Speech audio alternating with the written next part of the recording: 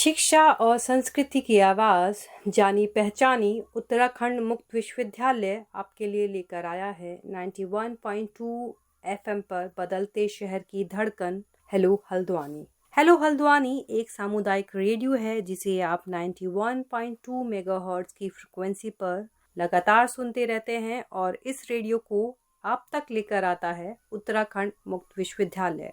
दोस्तों, इस रेडियो पर हम समुदाय समाज की जागरूकता के लिए कई तरह के कार्यक्रम लेकर आते रहते हैं, तो वहीं विश्वविद्यालय से जुड़े शिक्षार्थियों की जानकारी के लिए भी कई तरह के कार्यक्रम यह रेडियो लगातार लेकर आता रहता है।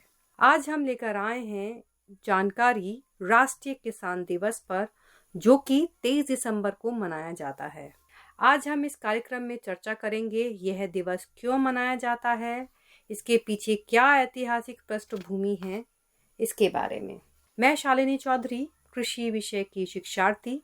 आज की इस रेडियो वार्ता का शुभारंभ 1965 के भारत पाक युद्ध के दौरान भारत के तत्कालिक प्रधानमंत्री श्री लाल बहादुर शास्त्री जी द्वारा दिया गया ऐतिहासिक नारा जय जवान जय किसान से करती हूँ। दोस्तों, देश के सभी नागरिकों को किसानों और जवानों के योगदान को नहीं भूलना चाहिए। जहां किसान मेहनत कर अन्न उपजाता है और देश का पेट भरता है, वहीं जवान दिन रात दुर्गम सीमाओं पर मुस्तैदी से तैनात रहकर देश की हिफाजत करता है। हमारी आंतरिक और बाहरी दोनों पृष्ठभूमि पर यह दोनों ही अपनी भूमिका बखूबी निभाते हैं। भारत के संगठन किसान आंदोलन के जनक स्वामी सहजानंद सरस्वती ने रोटी को ही भगवान बताया और किसानों को भगवान से बढ़कर बताया। आइए बात करते हैं इन्हीं किसानों की। चौधरी चरण सिंह किसानों के सच्चे हमदर्द थे। किसानों की तकलीफों को वे अपनी तकलीफ समझते थे। किसानों के लिए इनके अतुलनीय योगदान के कारण ही वर्ष 2001 में 23 दिसंबर को उनकी जयंती पर राष्ट्रीय किसान दिवस के रूप में मनाया जाने लगा। आज हम सभी किसानों के मसीहा चौधरी चरण सिंह जी की 120वीं जयंती मना रहे हैं। इस मौके पर पूरा देश उनको नमन करता है। आइए आज उनके जीवन के महत्वपूर्ण पहलुओं को जानें कि आखिर किस प्रकार उनका जीवन किसानों के लिए समर्पित हुआ। चौधरी चरण सिंह एक जुझारू स्वतंत्रता सेनानी, उत्कृष्ट देशभक्त, कुशल प्रशासक, विवेकशील राजनेता, बेदाग चरित्र और ईमान के धनी तथा भारत के किसानों के मसीहा थे। चौधरी चरण सिंह का जन्म 23 दिसंबर 1902 को संयुक्त प्रांत के गाजियाबाद जिले के नूरपुर गांव में हुआ था। अपने पैतृक गांव और फिर मेरठ से स्कूली शिक्षा पूर्ण करने के पश्चात उन्होंने आगरा विश्वविद्यालय से विज्ञान में स्नातक और इतिहास में स्नातकोत्तर की शिक्षा पूर्ण की। उन्होंने वर्ष 1927 में LLB की परीक्षा उत्तीर्ण की और वह वकील के रूप में गाजियाबाद में अपना नामांकन करने के बाद मेरठ आ गए। 5 जून 1925 को वह गायत्री देवी के साथ परिणय सूत्र में बंधे और एक पुत्र और 5 पुत्रियों के पिता बने। स्वामी दयानंद सरस्वती के विचारों और उपदेशों से प्रभावित होकर तथा लोकमान्य तिलक और महात्मा गांधी से प्रेरित होकर वह स्वतंत्रता आंदोलन और 1929 की राष्ट्रीय कांग्रेस में शामिल हुए। वह स्वतंत्रता आंदोलन के दौरान कई बार जेल गए। जब महात्मा गांधी ने अगस्त 1942 में भारत छोड़ो आंदोलन शुरू किया तो चौधरी चरण सिंह ने उसमें अपनी गहरी रुचि दिखाई। वह भूमिगत होकर अंग्रेजों के विरुद्ध गुप्त रूप से गतिविधियों का संचालन करने लगे। उनका कार्य क्षेत्र मुख्य रूप से मेरठ, हापुड़ और बुलंदशहर का क्षेत्र रहा, परंतु उन्हें शीघ्र ही गिरफ्तार कर लिया गया और वह नवंबर 1943 में जेल रहे। चौधरी चरण सिंह ने 1932 में जिला मेरठ के उपाध्यक्ष बन वर्ष 1937 में वह मेरठ जिले की में छपरौली से संयुक्त प्रांत की विधानसभा के सदस्य चुने गए।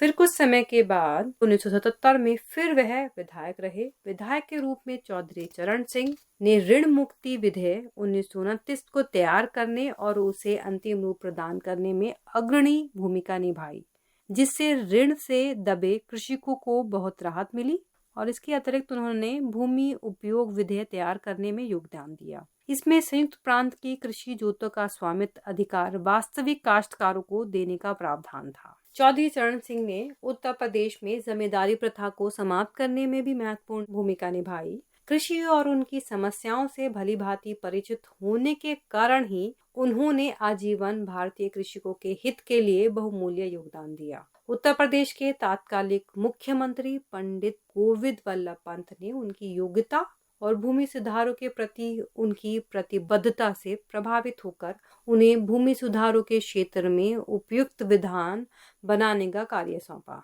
उन्हीं के प्रयासों के परिणाम स्वरूप उत्तर प्रदेश जिले में जमींदारी और भू सुधार अधिनियम 1952 पारित हुआ, जिससे संपूर्ण राज्य में जमींदारी प्रथा समाप्त हो गई, और उत्तर प्रदेश चकबंदी अधिनियम 1953 जिससे धनी और मध्यम कृषकों की कृषि जोतों की चकबंदी के लिए मार्गदर्शित किया गया जा सका, और उत्तर प्रदेश मृदा संरक्षण अधिनियम 1954 जिसका उद्देश्य क्रमिक भू संरक्षण और मिट्टी की उत्पादकता में गिरावट को रोकना था। इन कानूनों को उन्होंने पारित करवाया। वह पहले ही व्यक्ति थे जिन्होंने विश्वविद्यालय स्तर पर मृदा संरक्षण को एक मुख्य विषय के रूप में शुरू करवाया। अब बात करते हैं उनके ऐसे प्रशंसनीय कार्यों के बारे में कि जिनको जानकर हम अभी भी ये बात करते हैं कि वाकई में चौधरी साहब ने बहुत काम किया। चौधरी साहब ने सहकारी खेती का विरोध, कृषि कर्ज माफी, कृषि को आयकर से बाहर रखने और किसानों को जोत बही दिलाने, नहरी पटरी पर चलने पर जुर्माना वसूलने का ब्रिटिश कानून खत्म करने और कृषि उपज की अंतर्राज्यीय आवाजाही पर रोक हटाने और कपड़ा मिलों को 20% कपड़ा गरीबों के लिए बनवाने जैसे शानदार काम किए। ऐसे कौन से फैसले हैं, उनकी अब बात करते हैं जिनकी तारीफ हम आज भी करते हैं। जैसा कि हम सभी जानते हैं कि जमींदारी उन्मूलन अधिनियम लागू करवाना, सामंतशाही के खात्मा करने और 27,000 पटवारियों को बर्खास्त कर आंदोलन खत्म करने जैसे चौधरी साहब के साहसिक फैसलों को आज भी गांव के किसान तारीफ किए बिना अपने को नहीं रोक पाते। मुझे कई बार ऐसा लगता है कि अगर वो ना होते तो उत्तर प्रदेश में ये ज़मीनी सतह पर जो किसानों की समस्याएं थी उनका निवारण कर पाना, उनको उनकी ज़मीनी हक दिलवा पाना मुश्किल नहीं, मुझे नामुमकिन लगता है आज के दौर में। तब उस समय में उन्होंने उसको लागू करवाया। इसके साथ साथ उन्होंने आरक्षण जैसे पहलू पर भी अपना कार्य किया। चौधरी साहब ने 13,000 लेखपाल भर्ती किए, जिसमें 18% अनुसूचित जाति को हिस्सा दी। पहले कोई अनुसूचित जाति का व्यक्ति नहीं था जिनको शिक्षण संस्थानों में आयुक्त किया जाता था। उनके कार्यकाल के दौरान ही शिक्षण संस्थानों से जातियों के नाम हटवाने का काम भी किया गया। भले ही वह महज कुछ महीनों या मैं कहूँ 6 महीने से भी कम समय के लिए वो प्रधानमंत्री भले ही रहे हों, लेकिन प्रधानमंत्री इतने कम समय काल पर रहने के बावजूद भी उन्होंने विकट परिस्थिति से गुजरना पड़ा। लेकिन वैसे उनकी राजनीतिक यात्रा अच्छी खासी प्रभावशाली रही। इसमें उन्होंने वैचारिक स्तर पर और चारित्रिक लिहाज से भी कई मोर्चे लड़ाए। कांग्रेस में रहते हुए उन्होंने भविष्य में भारत के विकास मॉडल तय करने की प्रक्रिया में पंडित जवाहरलाल नेहरू तथा योजना आयोग के पहले प्रमुख पीसी महान लॉबी से सीधी टक्कर ले ली। उन्होंने कृषि और ग्रामीण क्षेत्रों पर औद्योगिकरण और नगरीय विकास को प्राथमिकता देने की योजना का खुला विरोध किया। उनका तर्क था कि भारत एक कृषि प्रधान देश है जिसकी 80% आबादी गांवों में निवास करती है। यह आबादी पूरी तरह कृषि क्षेत्र या उससे जुड़े हुए काम धंधों या उद्योगों पर आश्रित है, सो उसकी अनदेखी नहीं की जानी चाहिए। उनका मानना था कि उद्योगों को भी अपने विकास के लिए मजबूती कृषि व्यवस्था से ही मिल सकती है। सो केवल कृषि क्षेत्र ही उद्योगों, कामगारों को अन्न और उद्योगों को कच्चा माल उपलब्ध करवा सकता है। अपने इन्हीं विचारों के चलते उन्होंने द्वितीय पंचवर्षीय योजना से असहमति जताई, क्योंकि उसमें राज्य आश्रित उद्योगों की प्राथमिकता दी गई थी। उनका विश्वास था कि औद्योगिकरण देश के समृद्धि का रास्ता नहीं दिखा सकता। यह काम कृषि के द्वारा हो सकता है, जिसके पीछे उद्योगों को चलना होगा। चौधरी साहब का ऐसा मानना था कि ऐसे उद्योग सृजित होने चाहिए जिसमें श्रम की ज्यादा मांग हो, जिससे अधिक लोगों को रोजगार मिल सके। वे रोजगार के पक्षधर थे। उनका कहना था कि धरती पुत्रों को मिले जमीन।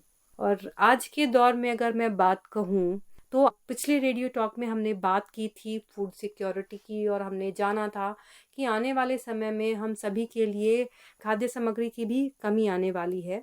पिछले 70 वर्षों में भोजन में प्रोटीन और पोषक तत्वों के स्तर में भारी कमी आई है, और यह अनुमान लगाया जाता है कि दुनिया भर में 2 अरब लोग सूक्ष्म पोषक तत्वों की कमी से पीड़ित हैं, जिन्हें छिपी हुई भूख कहा जाता है, जिसका पता लगा पाना भी बहुत मुश्किल है। केवल किसान ही हैं जो धरती को धरती माँ कहकर उसको पूर्वोत्तर की स्थिति में ला पाएंगे।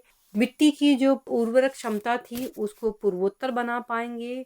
मिट्टी पौधों को आवश्यक तत्व प्रदान करके हमारे ग्रह पर जीवन का समर्थन करती है। यह जीवों के एक बड़े विविध समुदाय का भी घर है जो मिट्टी की संरचना को बढ़ाता है, महत्वपूर्ण पोषक तत्वों का पुनर्चक्रण करता है और खरपतवारों और पौधों के कीटों और रोगों का प्रबंधन में सहायता करता है। अन्य महत्वपूर्ण कारक यह है कि अच्छी मिट्टी के जैविक कार्बन की संरक्षित या मैं कहूँ बढ़ाकर जलवायु परिवर्तन को कम करती है। खाद्य उत्पादन में इस्तेमाल होने वाली सभी पौधे मिट्टी पे ही उगते हैं, तो इस मिट्टी की जो संरक्षण है वह यदि धरती के पुत्रों अर्थात किसानों के हाथ में दी जाएगी तो उम्मीद की जा सकती है कि भविष्य में आने वाली ये जो समस्या हैं जिसमें कि हम बात कर रहे थे कि छिपी हुई भूख या डिस्गाइज हंगर, तो उसको समाप्त करने में केवल ये किसान हैं जो इसमें अपनी भूमिका अदा कर हमें भविष्य में आने वाली इन समस्याओं से छुटकारा दिला पाएंगे।